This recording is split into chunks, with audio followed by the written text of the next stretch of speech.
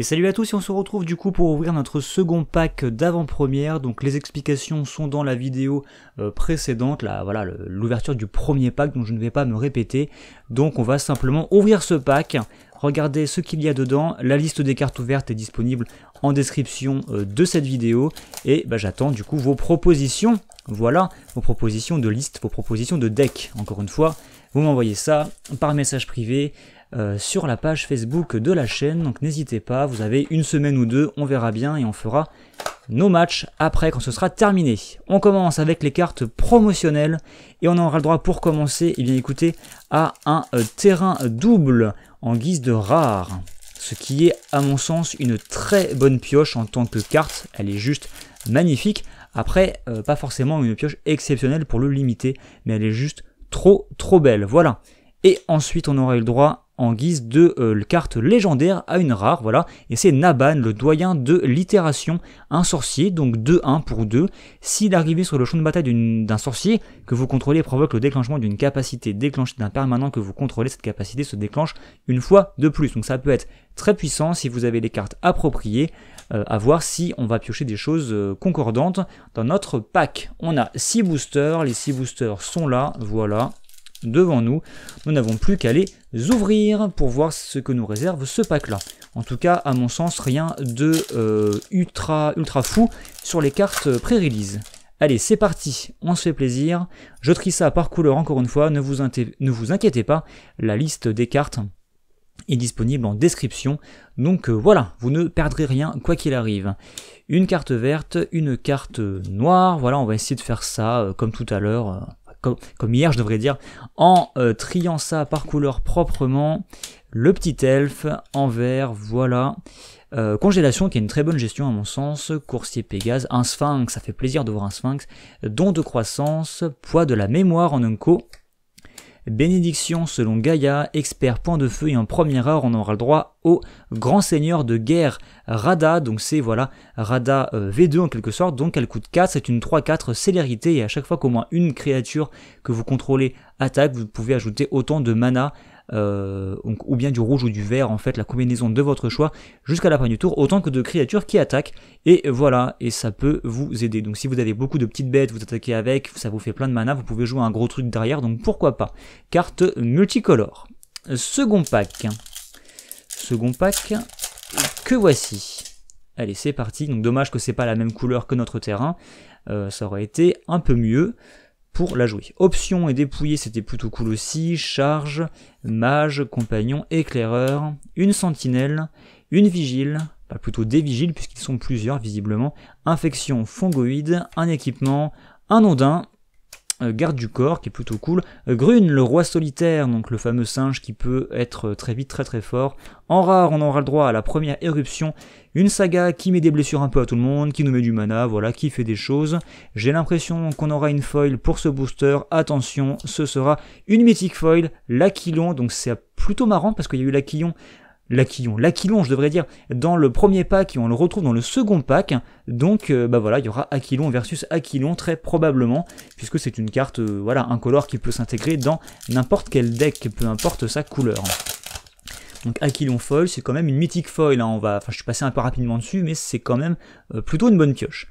Allez, opération de sauvetage, disciple de Serra, un gobelin, l'armement arboricole, l'envoûteuse qui fait des fossés, qui est très punitif, une carte de contre-sort, un balotte, hop, la lithoforce qui permet de ramper un peu en artefact, offrande vicieuse, spirale de la nature, combat par le feu, voilà un rituel qui met beaucoup de blessures, la saga qui est assez violente en multijoueur dont je vous ai déjà parlé plusieurs fois, Joda, c'est marrant parce qu'on a aussi eu Joda dans l'autre pack, donc ce sera peut-être Joda versus Joda, pourquoi pas, Joda qui est pas à mon sens ultra fou en limité puisque sa deuxième capacité est un peu anecdotique, voilà, en limité encore une fois, et que une 4-3 vol pour 4 c'est bien, mais il faut quand même avoir les 3 couleurs, donc c'est un peu contraignant.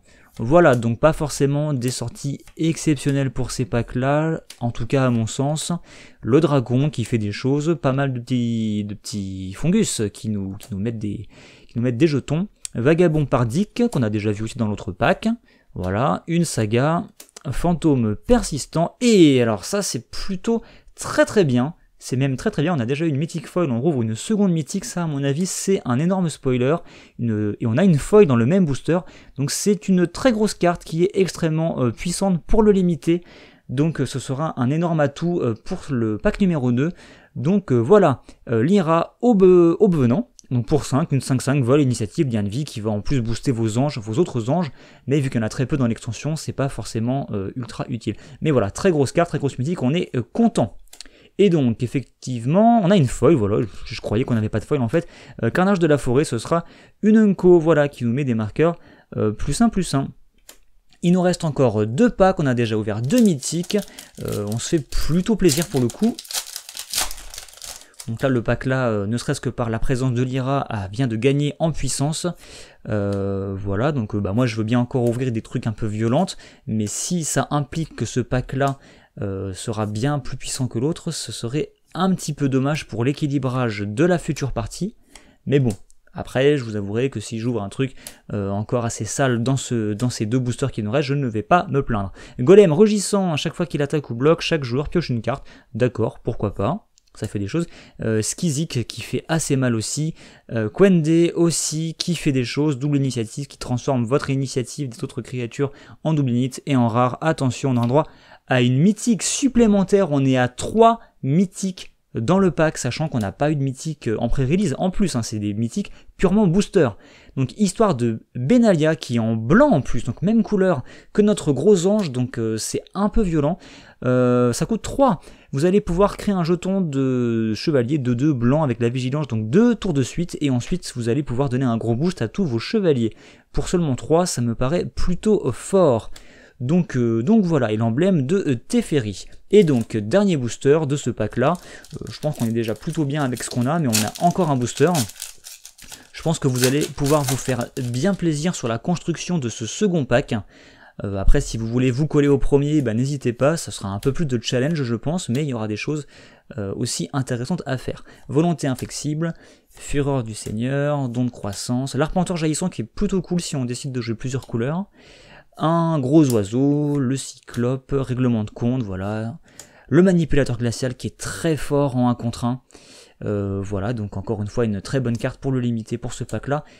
On parlait justement d'anges, on se disait qu'il n'y avait pas beaucoup d'anges dans l'extension et que l'autre capacité du gros ange mythique était assez anecdotique, et bien sûr forcément il faut que je dise ça pour qu'on pioche un autre ange dans le même pack de pré-release, donc c'est plutôt violent, ouais ça m'a l'air plutôt violent, donc voilà, Tiana, pourvoyeuse de navire, vol initiative et qui interagit avec les auras et les équipements. En rare, on aura le droit au tournoyeur de chaîne gobelin, et on a encore une foil, ça ne veut plus rien dire. Donc il coûte 3, c'est une 3-3 initiative, mais il vous impose de jouer 3 rouges, et quand il arrive sur le champ de bataille, il va infliger une blessure à chaque adversaire, et à chaque créature et planeswalker qu'il contrôle. Donc ça peut faire des petites choses, notamment contre les decks qui jouent un peu trop de champignons. Voilà, une île, et encore une fois, je vous disais, seconde foil, et ce sera une plaine toute basique, donc rien de spécial.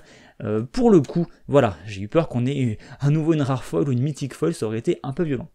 Donc, pack plutôt sale, je trouve, plutôt méga sale même. On a Histoire de Benalia, on a, comment elle s'appelle déjà, Lyra Aube-venant, on a un Aquilon, on a encore des choses ici, enfin bref, je ne vais pas vous refaire la liste de toutes les cartes, en tout cas elle est disponible dans la description, n'hésitez pas à la consulter, j'attends vos participations.